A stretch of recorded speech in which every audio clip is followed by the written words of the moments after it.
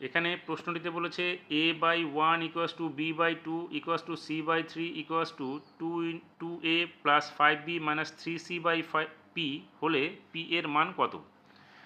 আমরা এখানে কি করলাম, a/1 = b/2 = c/3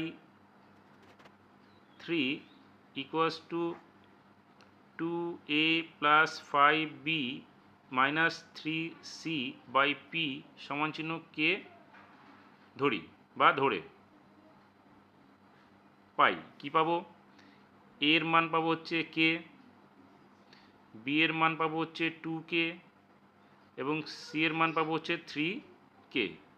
আর এদিকে পাবো হচ্ছে 2a + 5b - 3c = p কে পাবো।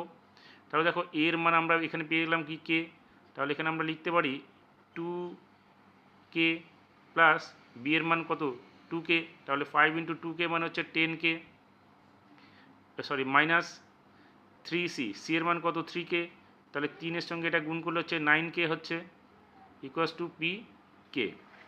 এবার দেখো 10 আর 2 12k